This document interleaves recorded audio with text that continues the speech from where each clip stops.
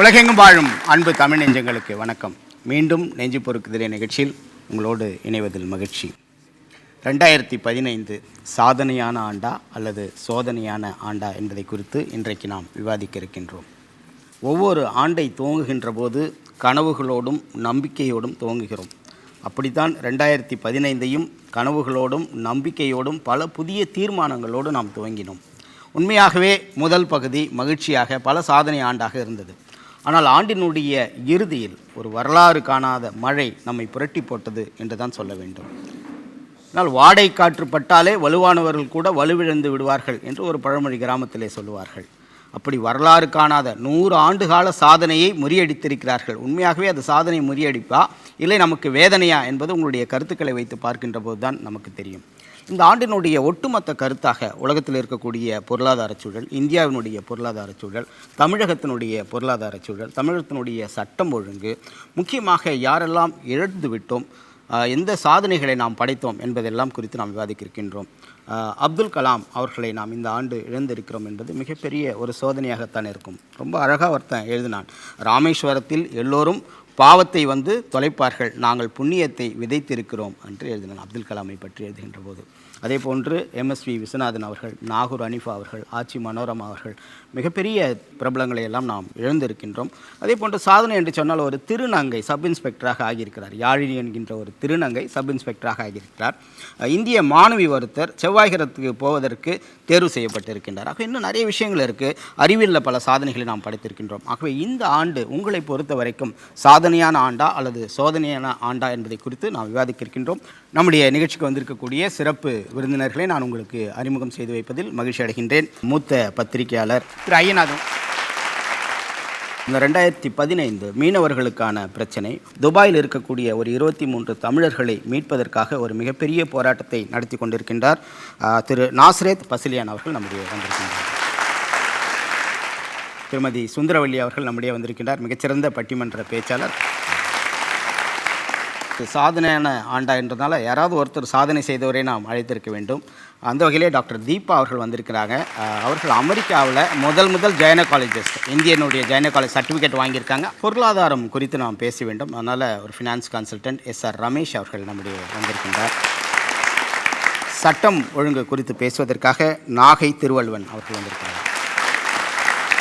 இந்த 2015 எப்படிப்பட்ட ஆண்டு என்பதை குறித்து ஒரு ஆவணப்படம் இருக்கிறது. அந்த ஆவணப்படத்தை பார்த்துவிட்டு நாம் விவாதத்தை தொடரலாம். ஒரு ஆண்டில் நடக்கின்ற நிகழ்வுகளை வைத்துத்தான் அதனை சாதனை ஆண்டா இல்லை சோதனை ஆண்டா, சாதனை நிகழ்த்தியவர் யார், சோதனை தந்தவர் யார் என்று மக்கள் தம் எண்ணங்களில் அளவீடு செய்கின்றனர். அந்த வகையில் 2015ஆம் ஆண்டில் சாதனையாளராக மக்கள் முன் விஸ்வரூபம் எடுத்திருக்கிறார் தளபதி மு.க. ஸ்டாலின் அவர்கள். அக்கறையோடு கூடிய கடமை உணர்வும் கடும் உழைப்பும் மேற்கொண்டு இவரது நமக்கு நாமே திட்டத்தின் வழியாக இந்த ஆண்டை சாதனை ஆண்டாக மாற்றி காட்டியிருக்கிறார். ஆனால் இந்த ஆண்டை சோதனை ஆண்டாக மாற்றி காட்டிய பெருமை ஆளுகின்ற அரசுக்கு உண்டு. விலைவாசி உயர்வு மற்றும் தண்ணீரில் மிதக்கின்ற சென்னையே இதன் அடையாளம்.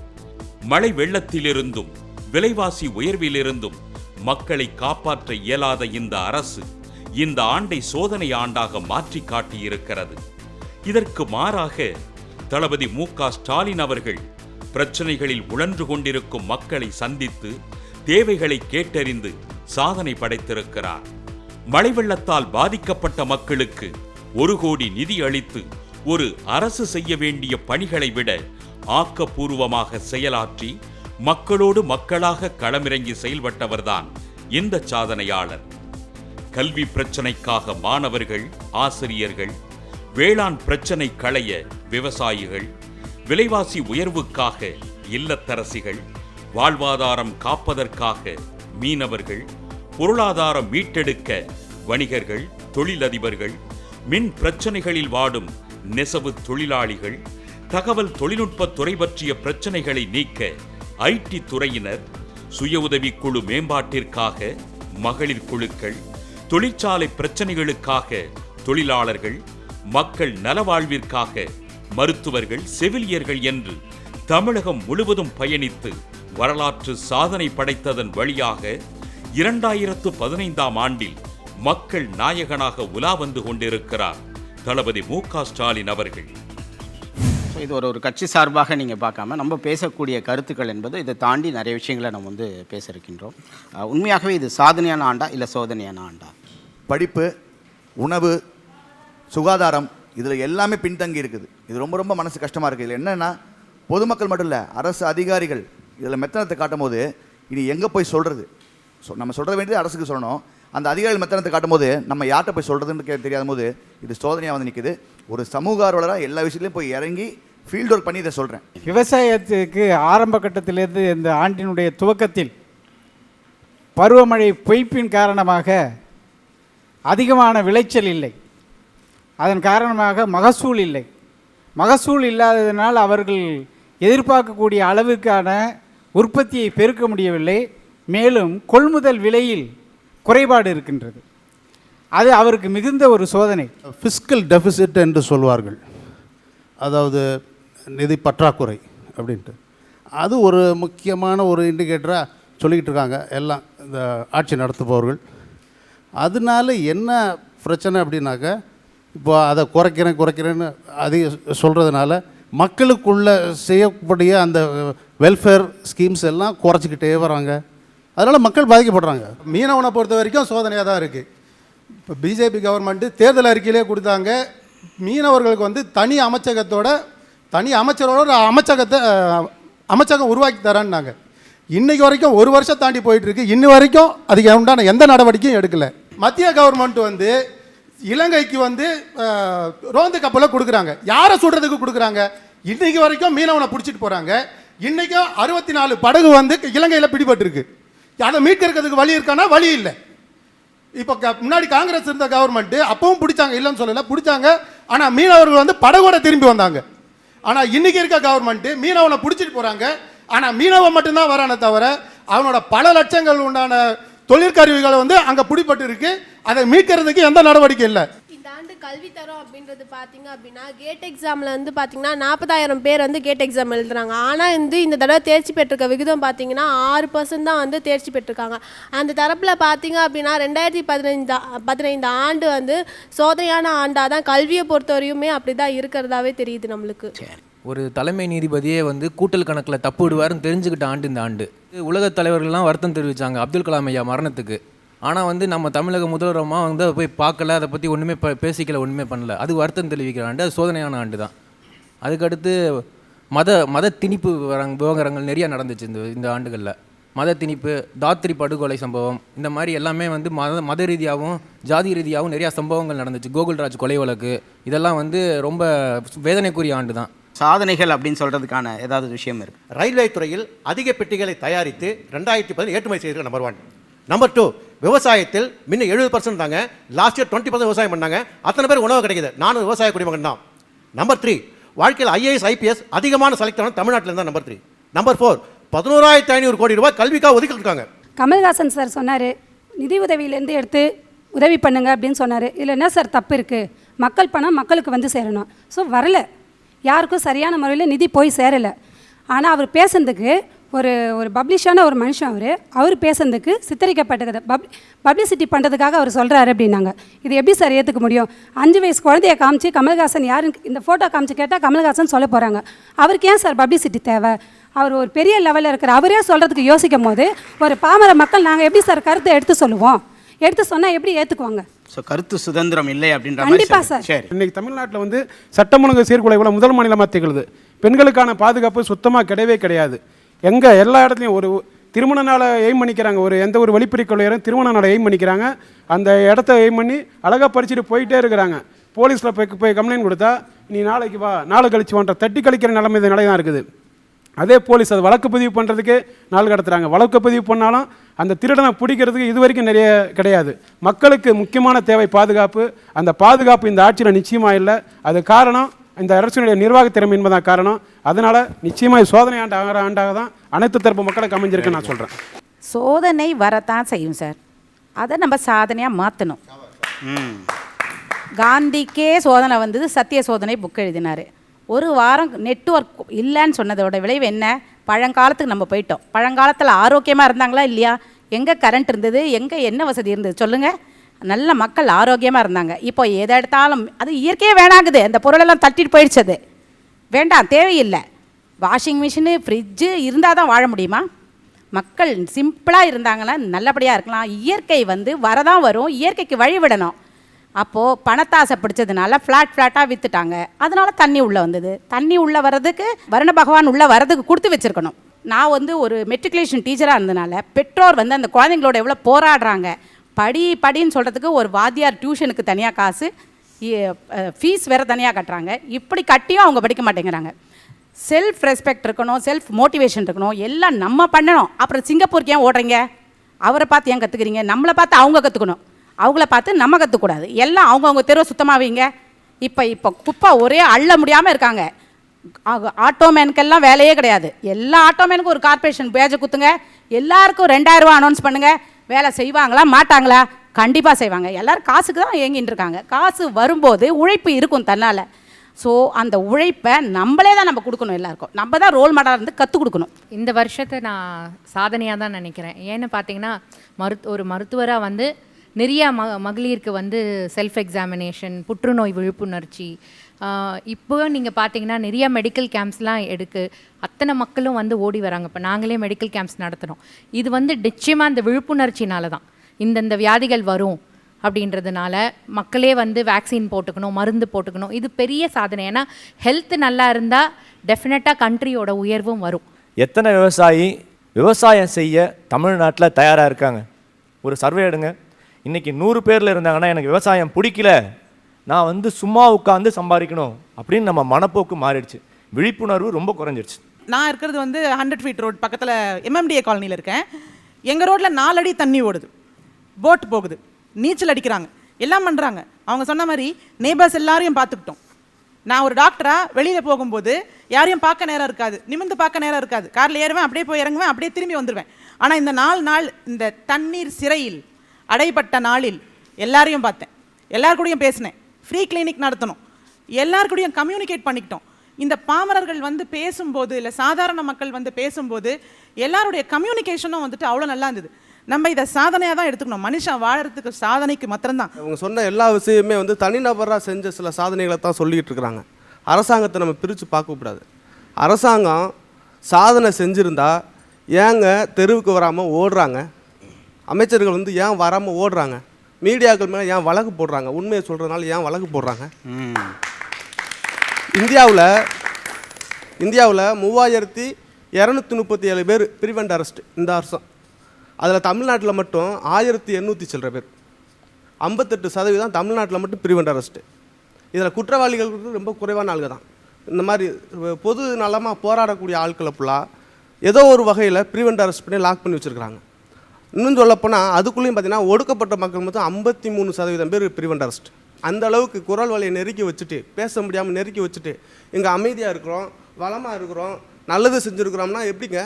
நல்லது செஞ்சுருந்தீங்கன்னா மக்கள் திரட்டி தரான் பொருட்களை ஃபுல்லாக திருட்டுத்தனமாக நீங்கள் ஸ்டிக்கரை ஒட்டி கொடுக்குறீங்க. அது என்னங்க? இதெல்லாம் சாதனையாது. 2015 மிகப்பெரிய சாதனை என்று தான் சொல்ல வேண்டும். விஞ்ஞான வளர்ச்சியை பொறுத்தவரையில் தமிழகத்தில் மட்டுமல்ல, இந்தியாவில் ஹரிகோட்டாவில் உள்ள இந்திய விண்வெளி ஆராய்ச்சி கழகம் 2 பெரிய சாதனைகளை செய்திருக்கிறது. நம் உள்நாட்டு விஞ்ஞானிகளால் முழுவதுமாக திட்டமிட்டு தயாரிக்கப்பட்ட அக்னி 3 பிருத்திவி ஏவுகணைகள் வெற்றிகரமாக விண்வெளியில் செலுத்தப்பட்டுள்ளன. Very good. மற்ற நாட்டு செயற்கைக்கோள்களை நம் நாட்டு ஏவுகணைகள் மூலம் செலுத்தக்கூடிய அளவுக்கு நம் இந்திய விஞ்ஞானிகள் திறமைப்படுத்தவர்களாக உள்ளதை நிரூபித்து காட்டியுள்ளனர். இது இந்தியாவின் மிகப்பெரிய விஞ்ஞான வளர்ச்சி. 2015 சாதனையான ஆண்டா அல்லது சோதனையான ஆண்டா என்பதை குறித்து பல்வேறு தகவல்களை நம்ம சொன்னோம். இது சாதனையான ஆண்டா இல்லை சோதனையான ஆண்டா? ரயில்வே துறைக்கு நிறைய நிதி ஒதுக்கியிருக்காங்க, அது மிகப்பெரிய சாதனை அப்படின்னு சொன்னார். அப்படி இல்லை. அப்படி இருந்திருந்தால் மதுரை டு போடி அப்படின்னு சொல்லக்கூடிய அந்த ரயில் அகலப்படுத்துகிற அகலப்பாதையை திட்டம் கிட்டத்தட்ட 4 வருஷமாக கிடப்பில் கிடக்கு. அப்படி ஒரு வேளை நிதி ஒதுக்கியிருந்தாங்கன்னா நேரம் அந்த திட்டம் செயல்படுத்திருக்கணும். அது நடக்கலை. ஏன்னு கேட்டிங்கன்னா தேனி, கம்பம், போடி, ஆண்டிப்பட்டி இது ஃபுல்லாமே விவசாய மக்கள் அதிகமாக இருக்கக்கூடிய பகுதி. அந்த மக்களுக்கு இது வரைக்கும் அந்த ரயில் அகலப்பாதையை இன்ன வரைக்கும் செயல்படுத்தலை. 4 ஆண்டுகளுக்கு மேலே கிடப்பில் கிடக்கு. எந்த ஒரு அரசாங்கம் பிஸ்னஸ் மோட்டிவில் செயல்பட்டால் எந்த ஒரு நாடும் வளர்ச்சி அடையவே அடையாது. பொருளாதாரத்துலையும் பின்தங்கும், எல்லா விஷயத்துலையும் சரி. தண்ணி விற்கிறேன், உப்பு விற்கிறேன், அம்மா உணவகம் திறக்கிறேன், அதை திறக்கிறேன், இதை திறக்கிறேன்றதெல்லாம் ஒதுக்கிட்டு அட்மினிஸ்ட்ரேஷன் அந்த நிர்வாகம் இந்த மாவட்டத்தில் என்ன பின்தங்கியிருக்கு, எந்த பண்ணால் இது நல்லா அந்த மாவட்டம் வளர்ச்சி அடைகின்ற ஒரு நிர்வாக அட்மினிஸ்ட்ரேஷன் இருந்தால் அந்த நாடு வந்து அந்த மாவட்டம் வந்து வளர்ச்சி பெறும். அரசு பள்ளி இருக்குன்னா அதில் ஒரு நல்ல கல்வி தகுதியை கொண்டு வரணும். ப்ரைவேட் ஸ்கூலில் வந்து ஃபீஸ் கட்டும், நிறைய ஃபீஸ் பே பண்ணி படிக்கிறோம், அதனால் அவங்க கொஞ்சம் கற்றுக்குறாங்க. அதே தகுதியான கல்வியை வந்து அரசு பள்ளிகளிலையும் கொடுக்கணுன்றது வந்து என்னோட ஒரு அரசு பள்ளிகளில் தரமான கல்வி வரணும். ஃபஸ்ட்டு வந்து விழிப்புணர்வு ஏற்படுத்தினாங்க, அது சாதனைன்னு சொன்னாங்க. மதுவுக்காக விழிப்புணர்வு ஏற்படுத்தினவரை வந்து தூக்கி உள்ளே போடுறாங்க, அது சாதனையா? கோவன் அவங்கள வந்து தூக்கி கைது பண்ணி உள்ளே போட்டாங்க, அதுவும் வந்து இந்த வழக்கில் துரோக வழக்குன்னு சொல்லிட்டு வந்து தூக்கி உள்ளே போடுறாங்க. அது மட்டும் இல்லாமல் மது ஒழிப்புக்காக போராடிய சசி பெருமாள் ஐயா வந்து அவரோட மரணம் வந்து சர்ச்சைக்குரிய மரணமாக இருந்துச்சு. அந்த மரணத்தை பற்றி அரசு ஒன்றுமே கண்டுக்கலை. அதுவும் வந்து என்ன சாதனையா? என்னமா விழிப்புணர்வு ஏற்படுத்தணும் நிறையாதுன்னு சொல்கிறாங்க, என்ன சாதனை? ஒன்றுமே சாதனை இல்லையே. அதுக்கடுத்து வந்து 5 வருடத்துக்கு முன்னாடி தலைவர் கலைஞர் ஐயா தலைமையில் வந்து கோவையில் வந்து செம்மொழி மாநாடு நடந்துச்சு. அந்த செம்மொழி மாநாடு வந்து இப்போ 5 வருஷமாக வந்து மொழியை பற்றி ஒன்றுமே பேசுன மாதிரியே இல்லையே. தமிழ் மொழி வளர்ச்சியை பற்றி எதுவுமே பேசினது இல்லை. இது சிங்கப்பூரில் வந்து இது 14வது முறையாக தமிழ் வளர்ச்சி மாநாடு நடத்தியிருக்காங்க. தமிழ் கணினி வந்து மேம்பாடு பண்ணி சிங்கப்பூர் வளர்க்குது தமிழை. இந்த அரசு என்ன பண்ணுச்சு? இந்த அரசு ஒன்றுமே பண்ணலை 5 வருஷமாக. கடந்த 5 வருஷத்துக்கு முன்னாடி தான் கலைஞர் ஐயா தலைமையில் வந்து தமிழை பற்றி நான் கேட்டேன். இது தமிழ்ங்கிற வார்த்தையை நான் காதில் கேட்டுக்கலையே. நான் ஆக்கிரமிப்பு என்கிறார்கள். நடிகர் விவேக் வந்து செடி வச்சார், வாசலில் செடி வச்சார், அது ஆக்கிரமிப்பு. அமைப்பு செயலாளர், கழகத்தோட அமைப்பு செயலாளர் வந்து வீட்டு படிக்கட்டு இடிச்சிருச்சு ரோடு அப்படின்ற அது ஆக்கிரமிப்பு. நடிகர் கமலஹாசன் அவர்கள் கேட்ட கேள்விக்கு பன்னீர்செல்வம் அவர்கள் 3 பக்கத்துக்கு கொடுக்கிறார். அவர் கட்சி தலைவரிடம் இதுவரை ஒரு வார்த்தை அம்மா என்ற வார்த்தையை தவிர வேறு ஏதாவது நிமிர்ந்து ஒரு வார்த்தை பேசியிருப்பாரா? அல்ல மக்களுக்காக பணியாற்றுவதற்காக வேறு ஏதாவது வழிமுறைகளை செய்திருப்பாரா? எத்தனை முறை இடைக்கால முதலமைச்சராக இருந்தார்? யாராவது ஏதாவது பேசினால் பேச்சுரிமை பறிக்கப்பட்டு அவதூறு வழக்கு. இந்தியாவிலே அதிகமாக தமிழ் மாநிலத்தில் மட்டும்தான் அவதூறு வழக்குகள் அதிகமாக உள்ளன. ஆக்கிரமிப்பு என்கிறார்கள். ஆக்கிரமிப்பு காரணமானவர்கள் அரசாங்கத்தினர், தாசில்தார், பத்திரப்பதிவு அலுவலகத்தார், கிராம நிர்வாக அலுவலர், ஆளுங்கட்சியினர் மற்றும் உள்ள பொறியாளர்கள், இவர்கள் அனைவரும் சேர்ந்து தான் ஒரு ஆக்கிரமிப்பை உருவாக்கிறார்கள். எந்த ஒரு தனி மனிதனும் எங்கும் சென்று வாழ்ந்திட முடியாது. இவர்கள் அனைத்தோரும் சேர்ந்து கூட்டு கொள்ளையாக தான் இந்த ஆக்கிரமிப்பை அடைக்கிறார்கள். இவர்களை ஆக்கிரமிப்பு என்று கூவிக்கொண்டிருக்கிறார்கள். ஆக்கிரமிப்புக்கு ஆளானவர்கள் இவர்கள் தான். பல பொய் வழக்குகளை போடும் இந்த அரசாங்கம் இவர்கள் மீது குண்டர் தடுப்பு சட்டத்தின் கீழ் வாழ்க்கை பதிவு செய்ய முடியுமா என்று கேட்டுக்கொள்கிறேன். இவர்கள் குண்டர் பதிவு சட்டத்தை தடை செய்தால் வருங்காலத்தில் ஆக்கிரமிப்பு எந்த மாநிலத்திலும் இருக்காது, இந்த மாநிலத்தில் முதன்முறையாக இருக்காது என்று கூறிக்கொள்கின்றேன். டாக்டர் தீபா கணேஷ், உங்களை பொறுத்த வரைக்கும் இந்த 2015 நீங்கள் எப்படி பார்க்குறீங்க மேடம்? 2015 மெடிக்கல் ஃபீல்டில் lot of new technologies how come, புது இருக்குது அண்ட் பீப்புள் ஆர் அக்செப்டிங். சொன்ன மாதிரி லாட் ஆஃப் அவேர்னஸும் இப்போ வந்துட்டுருக்கு. ஏன்னா எல்லாருமே ஹேவ் இன்டர்நெட், எல்லாமே செல்ஃபோனில் எதை கேட்டாலும் கூகுளில் போய் பார்க்குறாங்க, or through Facebook or WhatsApp. கொஞ்சம் அது வந்து negative sides for the students பண்ணாலும் lot of positive, because you get awareness from இதில். ஸோ அதில் அவங்களே நிறைய பேர் வந்துட்டு ஹாஸ்பிட்டலில் வந்துட்டு இந்த மாதிரி நியூ டெக்னாலஜி வந்திருக்கு, why don't we try it, இந்த நியூ மெடிசன்ஸ் வந்திருக்கா, இந்த இன்வெஸ்டிகேஷன் பண்ணுங்கள். ஸோ மெடிக்கல் ஃபீல்டுன்னு பார்த்தா இட்ஸ் ரியலி ஒரு சாதனை தான் நினைக்கிறீங்க. சரி ரமேஷ் சார், உங்களை பொறுத்த வரைக்கும் பொருளாதாரத்துறை எப்படி இருக்கிறது? குறிப்பாக உலகத்தினுடைய பொருளாதாரத்துறைன்னு சொல்லுங்கள், இந்தியாவினுடைய பொருளாதாரம், குறிப்பாக தமிழ்நாட்டினுடைய பொருளாதாரம். ஏன்னா அந்த க்ரோயிங் ரேட்டில் பார்த்தீங்கன்னா தமிழ்நாடு கொஞ்சம் பின்னுக்கு தள்ளி வந்திருக்கிறது அப்படின்னு ஒரு குற்றச்சாட்டு இருக்கிறது. 3 விஷயத்தில் வந்து ரொம்ப பாசிட்டிவாக இருக்குது இந்திய பொருளாதாரம். தமிழ்நாட்டை பற்றி இப்போ குறிப்பிட்டு சொல்லலை. சரி, இப்போ பெரிய பொலிட்டிக்கல் ஸ்டெபிலிட்டி இருக்குது சென்டரில். அது வந்து நல்ல பாலிசி லெவலில் டெசிஷன் அவங்களால எடுக்க முடியாது. 2வது ஜிடிபி க்ரோத் ரேட் வந்து சைனாவோட ட்ராப் அவுட் 40% மேலே அவங்க இந்தியன் எக்கானமி டவுன் ஆகி மார்க்கெட் வீழ்ச்சி அடைஞ்சது. இப்போ இந்தியன் மார்க்கெட்ஸ் ஆக்சுவலி அந்தளவு வீழ்ச்சி அடையலை, ஏன்னா நம்ம டொமஸ்டிக்லி இன்சுலேட்டட் எக்கானமி. அதனால் வந்து ஜிடிபி க்ரோத் 7.4% 8% எதிர்பார்க்குறாங்க அடுத்த வருஷம். 3வது பார்த்திங்கன்னா நம்மளது யங்ஸ்டர்ஸ் ரொம்ப ஜாஸ்தி, சேவிங் பாப்புலேஷன். அவங்க சொல்கிற சேமிப்பு வந்து குறைஞ்சிருக்குன்னு. ஆக்சுவலி சேமிப்பு வந்து பேங்க்கு வங்கிகளிலிருந்து குறைந்து பரஸ்பர நிதி அந்த மாதிரி மியூச்சுவல் ஃபண்டோட சேமிப்பு அதிகமாக இருக்குது. ஆக்சுவலி 80-90 கோடி லட்சம் வந்து பரஸ்பர நிதி வந்து இப்போ இந்த வருஷம் 130 லட்சம் கோடிக்கு பரஸ்பர நிதியில் வந்திருக்கு. ஏன்னா இன்ட்ரெஸ்ட் ரேட் விகிதம் குறையிறதுனால இன்வெஸ்ட்மெண்ட்லேருந்து நிறையா ரிட்டர்ன்ஸ் கொடுக்குற இன்ஸ்ட்ருமெண்ட்ஸில் போயிருக்கு. அதனால் இன்ஃப்ளேஷன் டவுன் ஆகிருக்கு, 3.7% to 4.4% தான் இருக்குது. ஸோ விலைவாசி உயர்வும் குறைஞ்சிருக்கு. FDI inflows of increase, foreign direct investment நீங்கள் பார்த்தீங்கன்னா கன்சிடபிள் இன்க்ரீஸ் ஆகிருக்கு. எஃப்டிஐயில் பெரிய அட்வான்டேஜ் என்னென்னா பணம் வெளியில் போகாது, அவங்க ப்ராஜெக்ட்டுக்காக போடுறாங்க, அவங்க லாங் டேர்ம் 10 years 15 years போடுறாங்க. நெகட்டிவ்னு பார்த்தீங்கன்னா ஸ்டாக் மார்க்கெட் வீழ்ச்சி இந்த வருஷம் அடைஞ்சிருக்கு. இயர் பிகினிங்கில் 27,200 இருந்த மார்க்கெட் இன்றைக்கி 25,200 இருக்குது. எஃப்ஐஐ இன்ஃப்ளோஸ் குறைஞ்சனால தான் இந்த ஸ்டாக் மார்க்கெட் வீழ்ச்சி அடைஞ்சிருக்கு. எக்ஸ்போர்ட் விகிதமும் 17% குறைஞ்சிருக்கு, இம்போர்ட் விகிதமும் 23% குறைஞ்சிருக்கு. ஆனாலும் இந்த சென்டரில் வந்து அவங்க நிறைய ஸ்டெப்ஸ் எடுக்கிறதுனால பொருளாதார 50 CEOs இந்த பிரைம் மினிஸ்டர் மீட் பண்ணியிருந்தே கிடையாது. ஸோ நிறையா FDI இன்வெஸ்ட்மெண்ட், நிறையா இன்வெஸ்ட்மெண்ட் ஃப்ரம் ஆல் கண்ட்ரீஸ். அவர் வந்து பொழுது பார்த்து சுற்றி பார்க்கறதுக்காக நாடாக போகல, அவர் இந்த ஷார்ட் ஸ்பேனில் 1 இயர் எல்லா கண்ட்ரிலையும் விசிட் பண்ணி பொருளாதாரம் இருக்குது. அந்த விதத்தில் நம்ம தமிழ்நாடு கம்பேர் பண்ணினா அந்த அளவுக்கு அவங்க ஆக்டிவிட்டி பண்ணல. இண்டஸ்ட்ரியலைசேஷன் பண்ணும்பொழுது பார்த்திங்கன்னா உத்தரப்பிரதேஷ், மகாராஷ்டிரா, குஜராத்துக்கு அப்புறம் அந்த ஸ்மார்ட் சிட்டிஸ் இதில் நம்ம வந்து பின்தங்கி தான் இருக்கும். ஆந்திர பிரதேஷ்லாம் பார்த்திங்கன்னா ரொம்ப ப்ரோஆக்டிவ். அவங்க வந்து இப்போ 2 இதாக பிரிஞ்சதுனால ஃபஸ்ட்டு அவங்க விஜயவாடா ஆந்திர பிரதேஷை தெலுங்கானுக்கும் மேலே கொண்டு வரணும்னு அந்த உத்வேகம் இருக்குது. அந்தளவுக்கு இவங்க centre relationship is very less. அது அவங்க சென்டரோட இதை நல்லா யூஸ் பண்ணுங்க, இல்லாட்டி இந்திய பொருளாதாரம் வளர்ச்சி அடையும், தமிழ்நாடு கொஞ்சம் பின்தங்கி தான் இருக்கும். சரி, முதலீட்டாளர்கள் மாநாடு நடத்துகிறாங்க. பட் இங்கே இருக்கக்கூடிய கம்பெனிஸ் எல்லாமே வெளி மாநிலத்துக்கு போகக்கூடிய ஒரு சூழல் இருக்கின்ற போது இப்போ வந்து பார்த்திங்கன்னா இத்தனை கோடி வந்து இன்வெஸ்ட்மெண்ட் பண்ணுறாங்க அப்படின்னு சொன்னாங்க. இந்த முதலீட்டாளர்கள் மாநாடு வந்து ஒரு சக்ஸஸ்ஃபுல்னு நினைக்கிறீங்களா? இல்லை, அது ஒரு அவேர்னஸ் கேம்பெயின் தான். அது வந்து இம்ப்ளிமெண்டேஷனில் எப்படி கொண்டு வராங்க தான் பார்க்கணும். இந்த முதலீட்டுகள் மாநாடு இங்கிருந்து அங்கே வெளியில் போவாங்கன்னா இங்கே வாய்ப்புகள் இல்லைன்னு தான் வெளியில் போகிறாங்க.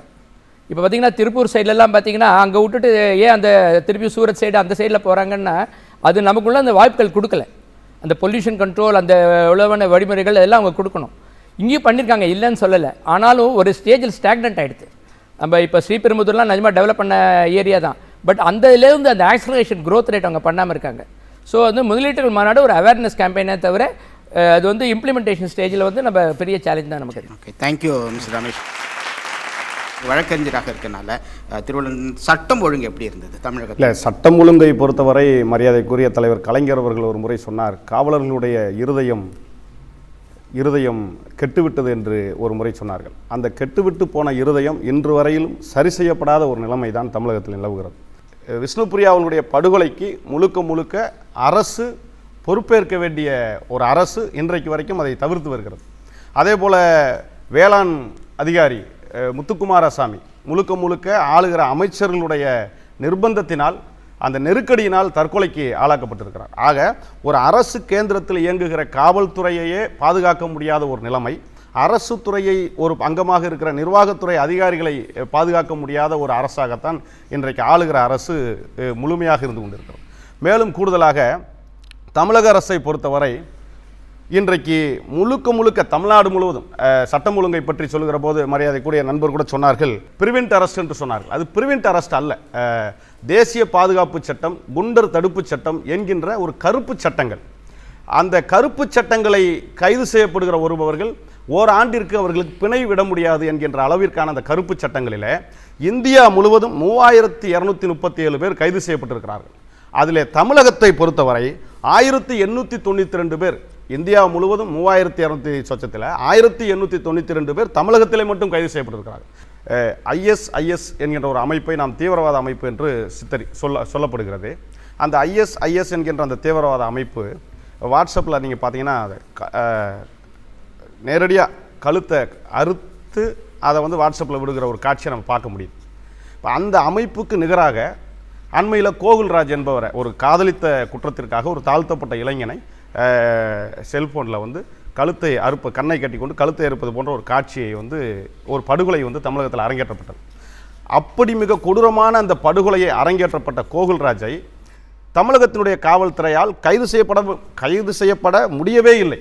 இன்னும் அதற்கு ஒரு படிக்கு மேலே போய் ஒவ்வொரு நாளும் வாட்ஸ்அப் மூலமாக, தொலைபேசி மூலமாக காவல்துறைக்கு மிரட்டல்கள் தொடர்ச்சியாக விட்டுக்கொண்டே இருக்கிறார். ஆக ஒரு கொலை குற்றவாளியை, கோகுல்ராஜ் என்கின்ற ஒரு இளைஞனை கொலை செய்த ஒரு கொலை குற்றவாளியை கைது செய்ய முடியாமல், காவல்துறைக்கே சவால் விடுகிற ஒரு குற்றவாளியை கைது செய்ய முடியாமல் திணறுகிற ஒரு காட்சியை நாம் பார்க்க முடிந்தது. அது மட்டுமல்ல, அந்த வழக்கை விசாரணைக்கு மேற்கொண்ட துணை கண்காணிப்பாளர் விஷ்ணுபிரியா, காவல்துறை அதிகாரி, அந்த வழக்கை மேற்கொண்ட அந்த அதிகாரிக்கு காவல்துறையின் மூலமாக அல்லது பல்வேறு நெருக்கடிகள் மூலமாக தற்கொலைக்கு தூண்டப்பட்டதாக சொல்லப்படுகிறது. அது முழுக்க காவல்துறையினுடைய படுகொலை என்றே குற்றம் சுமத்துகிற அளவிற்கான ஒரு கொலையாகத்தான் அதை நாம் பார்க்கிறோம். இப்படி தமிழகத்தினுடைய காவல்துறை ஒட்டுமொத்தமாக அவர்கள் சார்ந்திருக்கிற காவல்துறை அதிகாரிகளையே காப்பாற்ற முடியாத ஒரு மோசமான நிலையை நாம் தள்ளப்பட்டிருக்கிறோம். இன்னும் ஒருபடிக்கு மேலே போய் தமிழகத்தை பொறுத்தவரை புரட்சியாளர் அம்பேத்கர் அவர்கள் தெளிவாக சொல்லியிருக்கிறார்கள், அரசியலமைப்பு சட்டத்திலே ஒவ்வொரு தனி மனிதனுக்கும் பேச்சுரிமை, எழுத்துரிமை, கருத்துரிமை, தனியாக சுதந்திரமாக வாழுகிற உரிமையை இங்கே அரசியலமைப்பு சட்டம் நமக்கு வகுத்து கொடுத்திருக்கிறார். ஆனால் நிலைமை என்ன? தமிழகத்தில் பேச்சுரிமை இருக்கிறதா, கருத்துரிமை இருக்கிறதா, எழுத்துரிமை இருக்கிறதா? இவையெல்லாம் இல்லை என்றதை விட இவையெல்லாம் அரசாங்கம் பறிக்கிறது என்பதுதான் மிக முக்கியமான குற்றச்சாட்டு. ஆளுகிற முதல்வர் ஜெயலலிதா தலைமையிலான அனைத்து இந்திய அண்ணா திராவிட முன்னேற்ற கழகத்தினுடைய அரசு கருத்துரிமையை, பேச்சுரிமையை, சுதந்திர உரிமையை பறிக்கிறது என்று பகிரங்கமாக குற்றம் சுமத்த முடியும். உதாரணத்திற்கு நடிகர் கமலஹாசனுடைய கருத்தை கூட சொன்னார்கள். அண்மையில் கூட கோவன் மது ஒழிப்புக்காக ஒரு பிரச்சார பாடல் எழுதியதற்காக இன்றைக்கு அவர் கைது செய்யப்பட்டிருக்கிறார்கள். அந்த கைது என்பது தேசிய பாதுகாப்பு சட்டத்திலே சிறைபிடிப்பதற்கான ஒரு முயற்சி மேற்கொண்டார்கள். தலைவர் ஐயா கலைஞர் அவர்கள் உள்ளிட்ட பல்வேறு அரசியல் தலைவர்கள் கடுமையான ஒரு கண்டனத்தின் பிறகாக அந்த வழக்கு பின்வாங்கப்பட்டது. ஆக இதை ஏன் குறிப்பிடுகிறோம்? எப்படி கருத்துரிமை, பேச்சுரிமை போல போராடுகிற உரிமையும் தமிழகத்தில் அரசியலமைப்பு சட்டம் வகுத்திருக்கிறது.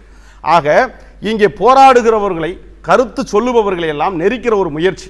மாதொரு பாதகன் என்கின்ற ஒரு புத்தகத்தை எழுதியதற்காக ஒரு எழுத்தாளர், பெருமாள் முருகன் என்கின்ற ஒரு எழுத்தாளர் பகிரங்கமாக மிரட்டப்பட்டு, யாரால்?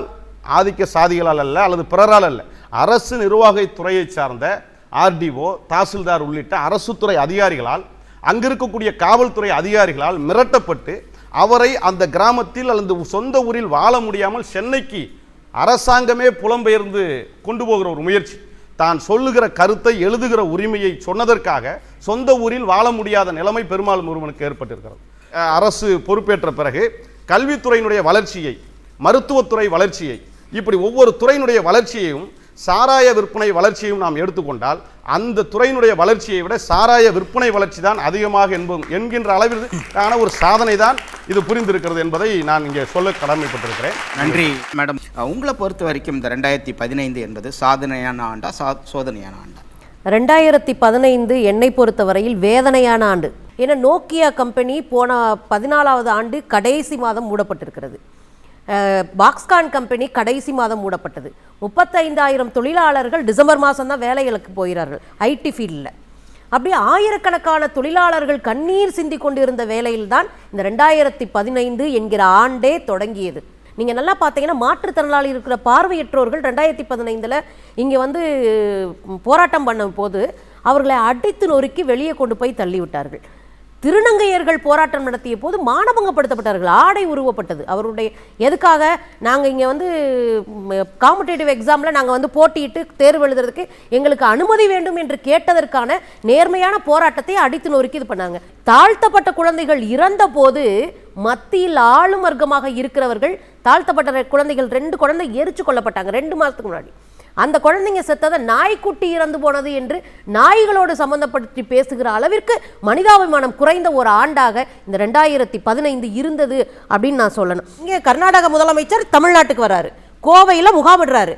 கோவையில் முகாமிட்டு 10,000 கோடி ரூபாய்க்கான முதலீட்டை கோவையில் இருக்கிற பெருமுதலாளிகள்கிட்ட இருந்து வாங்கிட்டு போறாரு. எங்க? கர்நாடகத்துக்கு. அதே மாதிரி தெலுங்கானாவில இருந்து வர்றாங்க, அவங்க முதலீடை வாங்கிட்டு போறாங்க. அப்ப வெளி மாநிலங்களிலிருந்து முதலீட்டை ஈர்த்துட்டு போக முடியும் அப்படின்னா உள்நாட்டில் இருக்கிற முதலமைச்சர் இந்த நாட்டில் இருக்கிற தொழிலாளர்களை கூட காப்பாற்ற முடியாமல் இங்க இருக்கிற கம்பெனிலாம் மூடிட்டு போறாங்க.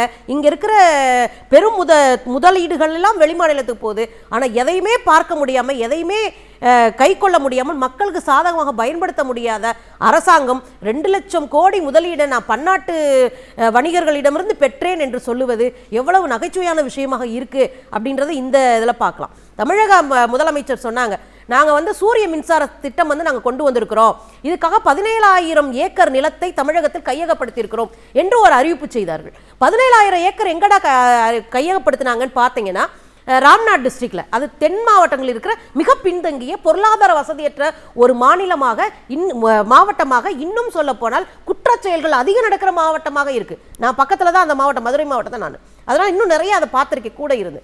விளைச்சல் இல்லாத பொருளாதாரத்தில் பின்தங்கிய மாவட்டத்தில் 17,000 ஏக்கர் கையகப்படுத்தி இருக்கிறாங்க. எப்படி கையகப்படுத்துறாங்கன்றது பெரிய ஸ்டோரியாவே சொல்லலாம். நீங்கள் பார்த்தீங்கன்னா உயிரோடு இருக்கிற ஒரு பொண்ணோடைய நிலத்தை அவங்க செத்துட்டாங்கன்னு சொல்லிட்டு இவங்களா போலி பத்திரத்தின் மூலமாக கையகப்படுத்துவது. அப்புறம் கை நாட்டு போட தெரிந்தவர்கள், வாசிக்க தெரியாதவர்களை ஏமாற்றி அரைகுறை பணம் கொடுத்து இது பண்ணுறது. உங்களுக்கு வேலை வாய்ப்பை தருவோம் என்று கூறி ஏமாற்றி விவசாய நிலத்தை கையகப்படுத்துவது. இப்படியாக 17,000 ஏக்கர் கையகப்படுத்தியிருக்கிறார்கள். இன்றைக்கு அங்கே பலகட்ட போராட்டத்தை செய்து கொண்டிருக்கிறார்கள் மக்கள் என்று பார்க்கிறோம். 2012 ஒரு சட்டம், குழந்தைகளுக்கான ஒரு சட்டத்தை கொண்டு வந்தாங்க. குழந்தைகளை காப்பாற்றணும், பாலியல் வல்லுறவு. ஆனால் என்ன நடந்துச்சு? சிவகங்கை டிஸ்ட்ரிக்டில் 17 வயது குழந்தை அவங்க அப்பானால பாலியல் வல்லுறவு பண்ணு, அண்ணன் தம்பிகளால், பக்கத்து வீடு, எதிர்த்த வீடு, எந்த நாட்டில் நம்ம இருக்கோங்க? மிருகங்கள் வாழுகிற ஒரு நாட்டில் நம்ம இருக்கோமா? இந்தியாவில் டெல்லி வந்து பாலியல் வல்லுறவுக்கான தலைநகரமாக உலகம் அறிவிக்குதுன்னா, இந்த நாட்டில் பெண்கள் பாதுகாப்பாக வாழ்வதற்கான ஒரு தகுதியே இல்லாத நாடாக இந்தியாவும் தமிழகமும் மாறிக்கிட்டு இருக்கிறேன். இங்கே இருக்கிற குழந்தைங்களுக்கு பாதுகாப்பு இல்லையே. ஒரு வசதியும் இல்லாத இந்த தமிழகத்தை எப்படி சோதனை இல்லாத சாதனை ஆண்டுன்னு ஒத்துக்க முடியும்? நன்றி சுந்தரவல்லி மேடம். திரு நாஸ்ரத் பஸ்லியான், உங்களை பொறுத்த வரைக்கும் இந்த ஆண்டு எப்படிப்பட்ட ஆண்டு? என்னை பொறுத்த மட்டில் இது ஒரு சோதனையான ஆண்டு தான், இதில் மாற்று கருத்தில்லை. ஆனால் அதே நேரத்தில் ஒரு சாதனையான ஆண்டு என்றும் சொல்வேன். ஏனென்றால் கடந்த 3 மாதங்களாக நம்முடைய தளபதி அவர்கள் நமக்கு நாமே பயணத்தை தொடங்கியதிலிருந்து இது ஒரு சாதனையான ஆண்டாக நான் பார்க்கிறேன். ஏனென்றால் தளபதி அவர்கள் நமக்கு நாமே பயணத்தை தொடங்கியதன் மூலமாக முதலாக என்னுடைய மாவட்டம் குமரி மாவட்டத்திலிருந்து அந்த பயணத்தை தொடங்கினார்கள். கடந்த 1.5 ஆண்டுகளாக 23 கன்னியாகுமரி மாவட்டத்தை சார்ந்த மீனவர்கள் துபாய் சிறையில் அஜுமான் என்ற பகுதியில் வாடிக்கொண்டிருக்கிறார்கள். நான் அவர்களை நேரில் சந்தித்த படம் தான் இந்த படம். 1.5 ஆண்டுகளாக 23 குமரி மாவட்டத்தை சார்ந்த மீனவர்கள் சிறையில் வாடிக்கொண்டிருக்கிறார்கள். இந்த மீனவர்களை மீட்பதற்கு இந்த தமிழக அரசோ மத்திய அரசோ எந்த நடவடிக்கையும் எடுக்கவில்லை. ஆனால் தளபதி அவர்கள் நமக்கு நாம பயணத்தை குமரியில் தொடங்குகின்ற பொழுது இந்த 23 குடும்பத்தை சார்ந்த பெண்கள் கண்ணீரோடு தளபதியை சந்தித்து மனு கொடுக்கிறார்கள். தமிழக அரசு இந்த மீனவர்களை மீட்டு கொண்டு வருவதற்கு எந்த முயற்சியும் செய்யவில்லை. மத்திய அரசு இந்த முயற்சியும் செய்யவில்லை. தாங்கள் இதை முயற்சி செய்யுங்கள் என்று வேண்டுதல் வைத்தார்கள். அப்போது தளபதி சொன்னார்கள், நாங்கள் ஆளுங்கட்சியாக இல்லை, ஆனால் இருந்தாலும் இந்த மீனவர்களுடைய குறையை தீர்க்கின்ற விதமாக நான் நிச்சயமாக இதை நடவடிக்கை எடுப்பேன், தூதரகத்தை தொடர்பு என்று அந்த 23 மீனவ குடும்ப பெண்களுக்கு வாக்குறுதி கொடுத்தார்கள். துபாயில் உள்ள அந்த அமீரகத்தின் சொல்லக்கூடிய அந்த வெளிநாட்டு தூதரர்களை சந்தித்தேன், அம்பாசடரை சந்தித்தேன், மனு கொடுத்தேன். மிக விரைவாக இந்த மீனவர்களை கொண்டு வருவதற்காக தளபதி அவர்கள் அவ்வளவு திட்டங்களை செய்து கொண்டிருக்கிறார்கள். அது மட்டும் அல்ல, இந்த மீனவர்கள் மீது இருக்கக்கூடிய குற்றச்சாட்டு என்ன? இவங்க மேல என்ன குற்றச்சாட்டு செய்து இவங்களை சிறையில் அடைச்சிருக்காங்க? 2 போட்ல அந்த விசைப்படகுல தொழில் செய்வதற்கு ஆழ்கடல் தொழில் செய்ய போயிருந்தாங்க. அந்த நாட்டு சட்டத்தில் வந்து அந்த தொழில் செய்யக்கூடிய படகுல ஒரு லோக்கல் எமிராட்டி, அதாவது அந்த நாட்டு ஒரு சார்ந்து இருக்க வேண்டும்.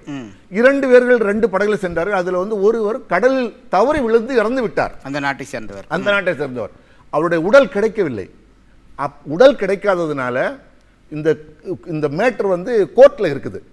இவங்க தான் எங்க ஐ விட்னஸ். அந்த கோர்ட்ல வந்து இவங்க தவறு செய்யவில்லை என்று அந்த நாட்டு சொல்லிவிட்டது. ஏன்னா இப்போ வந்து இவங்க வந்து சிறையில் இருந்து ஒரு வெளியே ஒரு வீட்டில் வந்து ஹவுஸ் அரெஸ்ட் வச்சிருக்கிறாங்க. சரி, இவங்க தவறு பண்ணி இருந்தால் நிச்சயமாக இவங்க வந்து வெளியே இருக்க முடியாது. என்ன சொல்ல வரேன் இதில் வந்து அதே மாதிரி நான் நம்முடைய பாராளுமன்ற குழு தலைவி மதிப்புக்குரிய கனிமொழி அவர்களை நான் சந்தித்து கடந்த 2 வாரங்கள் முன்னால் சந்தித்து பேசினேன். அவர்கள் உடனடியாக இந்த பிரச்சனையை சுஷ்மா ஸ்வராஜோடு, வெளியுறவுத்துறை அமைச்சர் சுஷ்மா ஸ்வராஜோடு நேரடியாக சென்று சந்தித்து இதற்கான எல்லா நடவடிக்கைகளும் எடுத்துக்கொண்டிருக்கிறார்கள். ஐயா கலைஞர் அவர்களை சந்தித்தேன். அவர்களும் என்னை வாழ்த்தி அனுப்பினார்கள். பஸ்லியான், எப்படியாவது இந்த மக்களை நான் இதில் சொல்ல வரது என்றால், இன்றைக்கு மீனவர்கள் என்று சொல்லக்கூடிய இந்த பெண்மணி, முதலமைச்சராக இருக்கின்ற பெண்மணி, நம்முடைய பிரதம அமைச்சர் இங்கே வருகிறார். 3 மாதங்களுக்கு முன்னால் தமிழகத்தில் வருகிறார். எல்லா மரபையும் மீறி முதலமைச்சர் அவர்களை இவருடைய வீட்டு வந்து சந்திக்கிறார். அது வேற கதை. ஓகே, இருக்கட்டும். 29 பக்கங்கள் கொண்ட ஒரு மனுவை கொடுத்தார் என்று தமிழக செய்தி கூறுகிறது. அந்த 29 பக்க இதுல ஒரு இடத்திலேயாவது மீனவர்களை பற்றி இந்த பெண்மணி குறிப்பிட்டிருக்கிறார்களா என்றால் இல்லை. இன்றைக்கு 64 ஒரு நண்பர் பேசினார், 64 மீன்பிடி படகுகள் இன்றைக்கு இலங்கையிலே சிறை வைக்கப்பட்டிருக்கிறது. மீனவர்கள் விடுக்கிறார்கள். ஆனால் ஒரு படகுடைய விலை தெரியுமா? 10 லட்சத்திலிருந்து 70 லட்சம் ரூபாய் ஒரு படகுடைய விலை. 64 படகுகள் இன்றைக்கு இலங்கையிலே சிறைப்பிடிக்கப்பட்டிருக்கிறது. இதை மீட்பதற்கு யார்? ஆனால் கலைஞர் ஐயா அவர்கள் இருந்த காலத்தில் எப்போதாவது ஒரு நிகழ்ச்சி நடக்கும், 5 மீனவர்கள் 10 மீனவர்கள் பிடிக்கப்பட்டார்னு சொல்லப்பட ஒரு செய்தி இருக்கும். ஆனால் இன்றைக்கு தினம் தினம் தினம் தினம் நேற்று கூட 4 மீனவர்களை சிறைப்பிடித்திருக்கிறார்கள். மீனவர்கள் இந்த நீங்க நினைக்கிறீங்க என்ன இது சாதாரண இனம் நினைக்கிறீங்களா? இன்றைக்கு இந்தியாவிலேயே 3742 லட்சம் கோடி வெளிநாட்டு, அதாவது அந்நிய செலவாணி ஈட்டுகின்ற ஒரே இனம் மீனவர் இனம். இன்றைக்கு இந்தியாவுடைய பொருளாதாரத்தில் மிக முக்கியமான பங்கு வகிக்கக்கூடியது மீனவர் இனம். அந்த இனத்தை நீங்கள் என்ன செய்கிறீர்கள்? நீங்கள் 2001 கோட்டையில கொடியேற்றங்கள் போல சொன்னீர். இந்த பெண்மணி முதலமைச்சர் செல்வி ஜெயலலிதா அவர்கள் சொன்னார்கள், நாங்கள் கச்சத்தீவை மீட்காமல் விடமாட்டேன். அதற்காக நீங்கள் ஏதாவது நடவடிக்கை எடுத்தீர்களா? மீனவர்களை சிறைப்பிடித்தவுடன் ஒரு கடிதம் மட்டும் நீங்கள் எழுதுகிறீர்கள். யாருக்கு? மத்திய அமைச்சருக்கு அல்லது பிரதமருக்கு எழுதுகிறீர்கள். அதோடு உங்கள் பணி தீர்ந்து விட்டதா? இந்த மக்களை மீட்டு கொண்டு வர வேண்டும் மட்டுமல்ல, இனிமேல் பிடிக்காம இருப்பதற்காக நீங்கள் ஏதாவது நடவடிக்கை எடுக்கிறீர்களா? கலைஞரையா இருந்த நேரத்தில் பயப்பட்டது ஸ்ரீலங்கா அரசாங்கம், பயந்தது மீனவர்களை கைது செய்வதற்கு. இவர் விடமாட்டார், அந்த பயம் இருந்தது. இன்றைக்கு இந்த செல்வி ஜெயலலிதா இருக்கிற இந்த தமிழகத்தில் அந்த பயம் போயிட்டது. அந்த மக்கள் நிச்சயமாக 23 பேரும் தாயகம் வருவார்கள், அதில் எந்த மாற்று கருத்தும் இல்லை. அதற்கான முழு முயற்சியும் என்னுடைய தாணை தலைவர் டாக்டர் கலைஞர் அவர்களும், என்னுடைய தளபதி மு.க. ஸ்டாலின் அவர்களும், என்னுடைய அருமை சகோதரி கனிமொழி அவர்களும் அதற்கான எல்லா முயற்சிகளும் செய்து கொண்டிருக்கிறார்கள். அதாவது இன்றைக்கு இந்த தமிழ்நாடு அரசு செய்ய வேண்டிய பணியை ஆட்சியில் இல்லாத திராவிட முன்னேற்ற கழகம் இன்றைக்கு அந்த பணியை செய்து கொண்டிருக்கிறது. நன்றி. திரு ஐயநாதன், உங்களுடைய கருத்தை சொல்லுங்கள். இந்தியர் என்று எடுத்துக்கொண்டாலும் தமிழர் என்று எடுத்துக்கொண்டாலும் பல்வேறு சாதனைகளை நாம் செய்திருக்கின்றோம். இந்த மண்ணில் பிறந்த பிச்சை என்பவர் உலகமே வியக்கின்ற ஒரு நிறுவனத்தில் ஒரு உயர்ந்த பதவியை சென்று அடைந்திருக்கின்றார் என்றால் அது ஒரு பெருமை, அது ஒரு சாதனை. பல்வேறுபட்ட சாதனைகளை நிகழ்த்தி இருக்கக்கூடிய இந்தியர்கள், தமிழர்களாகிய நாம் ஒரு ஒட்டுமொத்த சமூகமாக, ஒரு மாநிலமாக, ஒரு தேசமாக எதை சாதித்திருக்கின்றோம் என்றால், சகோதரி சொன்ன அதே வார்த்தையை நான் பயன்படுத்துகின்றேன், வேதனை தான். இங்கே நமது நாட்டை பொறுத்தவரை ஒரு ஒட்டுமொத்த சமூகமாக நாம் சந்தித்திருப்பதெல்லாம் வேதனை தான். அதற்கு முதல் காரணம் சுயநலம், இரண்டாவது காரணம் அரசியல், மூன்றாவது காரணம் வணிகம், நாலாவது காரணம் படித்தவர்களே பொறுப்பற்று செயலாற்றுவது தான். இந்த அரசியலில் சொல்லப்பட்ட கருத்துக்களை எல்லாம் நான் ஏற்கின்றேன். அதற்கெல்லாம் அப்பாற்பட்டும் நாம் நிற்கவில்லை. எந்த அரசியலை நாம் குற்றம் சாட்டுகின்றோமோ அந்த அரசியலை நாம் தான் உருவாக்கியிருக்கின்றோம். எந்த ஆட்சியை நாம் குற்றம் சாட்டுகின்றோமோ அதையும் நாம் தான் உருவாக்கியிருக்கின்றோம். அப்பொழுது பாதி பொறுப்பு நம்மை சாருகிறது என்று தான் நான் கருதுகிறேன், ஒட்டுமொத்த பொறுப்பும் அல்ல. உதாரணத்துக்கு நீங்கள் எடுத்துக்கொண்டிருக்கிறானால், இன்றைக்கு தமிழ்நாட்டை சீரழிந்த தமிழ்நாடு என்று சொல்லி ஒரு புத்தகமே வெளியிட்ட ஒரு கட்சியில் நான் உறுப்பினராக இருக்கின்றேன். இன்றைக்கு தமிழ்நாடு என்பது ஒரு காலத்தில் இந்தியாவில் ஒரு பேசப்பட்ட மாநிலம். கல்வி என்றால் அது ஒரு முன்னோடி மாநிலம். சென்னை பல்கலை என்றால் அது ஒரு முன்னோடி பல்கலைக்கழகம். சென்னை மருத்துவக் கல்லூரி என்றால் அது ஒரு முன்னோடி மருத்துவ கல்லூரி. சென்னை கிறிஸ்டியன் காலேஜ் என்றால் ஒரு முன்னோடி கல்லூரி. சென்னை பிரசிடென்சி என்றால் சென்னை பல்கலைக்கழகத்திற்கும் தாய் என்கின்ற ஒரு அந்தஸ்து. இப்படியெல்லாம் ஒரு பெருமைப்பட்ட தமிழ்நாடு இன்றைக்கு கல்வியில் மிகப்பெரிய ஒரு வணிக தளமாக இருக்கின்றது.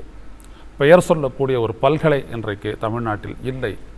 இன்றைக்கு கல்வி மிகப்பெரிய அளவிற்கு வணிகமாக இருக்கக்கூடிய ஒரு இடம் தமிழ்நாடு. இது என்ன? இது சாதனையும் அல்ல, சோதனையும் அல்ல, வேதனை தான். அரசு கொடுக்க வேண்டியது கல்வியையும் மருத்துவத்தையும் சுகாதாரத்தையும். ஆனால் அவைகளை தூக்கி இன்றைக்கு தனியார்களிடம் கொடுத்திருக்கின்றார்கள். தனியார்கள் இன்றைக்கு மருத்துவம் முழுவதுமே தனியார் மயமாகிவிட்டது. ஒரு நல்ல படித்த மாணவன் ஒரு குறிப்பிடத்தக்க அளவிற்கு மார்க் எடுக்கவில்லை என்றால் அவனால் மருத்துவத்தை நினைத்து பார்க்க வேண்டும் என்றால் அவனுடைய தந்தை பணக்காரனாக இருக்க வேண்டும், குறைந்தபட்சம் கள்ளப்பணம் நிறைய சேர்த்தவராக இருக்க வேண்டும். இப்படி ஒரு நிலை இங்கே இருக்கிறது. இங்கே இருந்து போன மருத்துவர்கள் எப்படி இருக்கின்றார்கள் என்று பார்த்தால், ஒவ்வொரு நாளும் மருத்துவத்துறை தொடர்பான செய்திகளை நீங்கள் பாருங்கள். கொண்டு வந்து சேர்த்தோம், செத்துவிட்டார், தவறான மருத்துவம் என்று சொல்லுகின்றார்கள். இன்னொரு பக்கம் பார்த்தீர்களானால் அதுதான் படு மோசமான விடயம். படித்த வர்க்கம் இன்றைக்கு என்ன செய்வது என்று தெரியாமல் தத்தளித்து கொண்டிருக்கின்றது. உள்ளபடியே என்ஜினியர்களாக இருக்கட்டும், மருத்துவர்களாக இருக்கட்டும், வழக்கறிஞர்களாக இருக்கட்டும், அவர்கள் உள்ளபடியே தங்களுடைய பொறுப்புணர்வை உணர்ந்து செயல்படுபவர்களாக இல்லை. சகோதரரை நம்ம மன்னிக்கணும். பெரும்பான்மையை நான் சொல்லுகின்றேன், ஒரு சிறுபான்மையை நான் சொல்லவில்லை. இன்றைக்கும் தமிழ்நாடு அறிவு ரீதியாக ஒரு பிரதிநிதித்துவம் பெற்ற மாநிலமாகத்தான் திகழ்கிறது. அது பிடபிள்யூடி எடுத்துக்கொண்டாலும் சரி, அது எந்த இபி எடுத்துக்கொண்டாலும் சரி, எந்த துறையை எடுத்துக்கொண்டாலும் சரி, நமது பொறியாளர்கள் மிகச்சிறந்தவர்களாக இருக்கின்றார்கள், மருத்துவர்கள் மிகச்சிறந்தவர்களாக இருக்கின்றார்கள். ஆனால் பெரும்பான்மையினருடைய நிலை என்ன? முடிவெடுக்க தகுதி இல்லாதவர்களாக, தங்களுடைய பொறுப்பை உணர்ந்து செயல்படாதவர்களாக இருக்கின்றார்கள். அப்படிப்பட்ட ஒரு நிலைமை இன்னொரு பக்கம். இன்னொரு பக்கத்தில் நீங்கள் பொருளாதார ரீதியாக எடுத்துக்கொண்டுங்கள். எப்போதும் இல்லாத அளவிற்கு தமிழ்நாடு பின்தங்கி கொண்டு போகிறது. ஒரு வணிகமயமாகி கொண்டிருக்கின்ற ஒரு மாநிலமாகத்தான் இருக்கின்றதை ஒழிய ஒரு தொழில் துறையில் முன்னேறக்கூடிய ஒரு மாநிலமாக தமிழ்நாடு இருந்த நிலை போய்விட்டது. நமது ஏற்றுமதியாளர்கள் எல்லாம் இன்றைக்கு மிகப்பெரிய சோதனைக்கு உள்ளாகி இருக்கின்றார்கள்.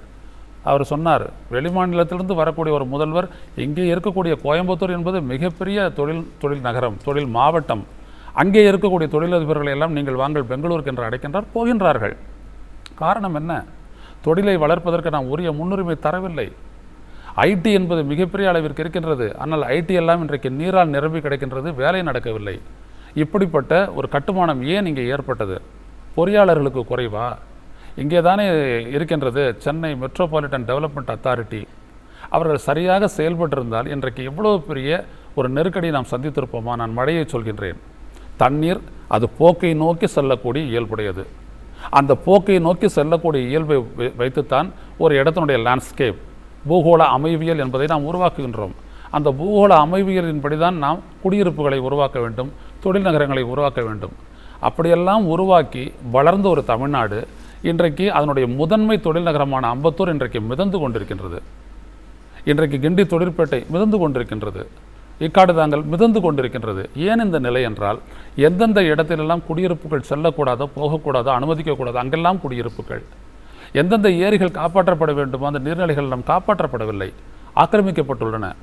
மிகப்பெரிய அந்த பள்ளிக்கரணை மார்ஸ்லாண்ட் என்று சொல்லக்கூடிய அந்த சதுப்பு நிலம், அது இன்றைக்கு என்ன ஆகுது? 50 சதுர கிலோமீட்டர் இன்றைக்கு 4.5 சதுர கிலோமீட்டராக சுருக்கி விட்டோம். எங்கே போகும் தண்ணீர்?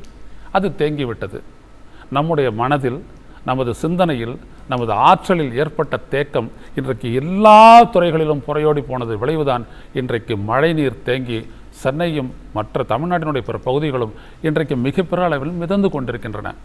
மிகப்பெரிய அளவிற்கு மதுவிற்கு உயிரிழப்பவர்களினுடைய எண்ணிக்கை அதிகமாக உள்ள மாநிலமாக தமிழ்நாடு இருக்கின்றது. நாம் இந்தியாவில் மட்டும் இதை ஒப்பீட்டு அளவில் நாம் சொல்கின்றோம். உலக அளவில் நீங்கள் எடுத்துக்கொண்டாலும் குடியினால் மிகப்பெரிய அளவிற்கு 25 வயதிற்கும் 40 வயதிற்கும் உட்பட்டவர்கள் மரணம் அடையக்கூடியது மிக அதிக அளவில் இருக்கின்றது. ஒரு குறுகிய காலப்பகுதியில் இந்த ஒரு 4-5 ஆண்டுகளில் மட்டும் 2 லட்சம் பேர் விதவையாகி இருக்கின்றார்கள். அப்படி என்றால் அவர்கள் பெற்ற பிள்ளைகள் தந்தையற்றவர்களாக நின்று கொண்டிருக்கின்றார்கள். அப்படிப்பட்ட குடும்பங்கள் எவ்வாறு தங்களை பொருளாதார சமூக ரீதியாக மேம்படுத்தி கொள்ள முடியும்? ஏன் இந்த சிந்தனை யாருக்கும் ஏற்படவில்லை? நான் ஆட்சியாளர்களை மட்டும் சொல்லவில்லை. ஒரு கோவன் பாட்டு எழுதுகிறார் என்றால் சமூக அக்கறை, ஆனால் அதற்கு எல்லோரும் ஆதரவு அளிக்க வேண்டும். ஒரு சசிபெருமாள் ஏன் அவ்வளவு தூரம் உயரத்தில் நின்று அந்த மூச்சு திணறி அவர் ஏன் சாக வேண்டும்? காரணம் என்ன? சமூகத்தின் மீதான அக்கறை.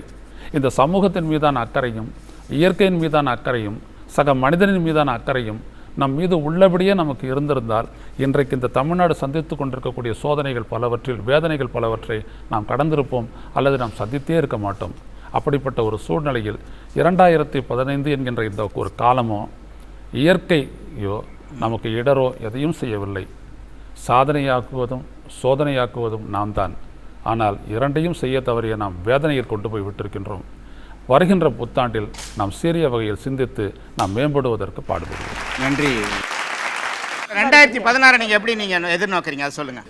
2010 மக்களுடைய புதிய ஒரு மாற்றம் ஏற்படுத்த வேண்டும். இளைஞர்கள் பொதுவாக பொறுத்தவரைக்கும் ஒரு இளைஞர்களை ஒப்படைக்க வேண்டும். இளைஞர்களை ஆட்சி மாற்றம் ஐடி ஃபீல்டில் சமுதாயம் நிச்சயமாக செய்வாங்க, நம்பிக்கை இருக்கு எனக்கு. இண்டிவிஜுவல் ரெஸ்பான்சிபிலிட்டி, தனிப்பட்டு நான் பண்ண முடியும். சோஷியல் ரெஸ்பான்சிபிலிட்டி, சுற்றி இருக்கவங்களை வச்சுக்கிட்டு பண்ண முடியும், சுற்றி இருக்கவங்களுக்காக பண்ண முடியும். பொலிட்டிக்கல் ரெஸ்பான்சிபிலிட்டி, நம்ம கையில் இருக்கக்கூடிய ஒரு பெரிய துருப்புச்சீட்டுன்றது நம்ம கையில் கொடுக்கப்படுற அந்த ஓட்டுரிமை.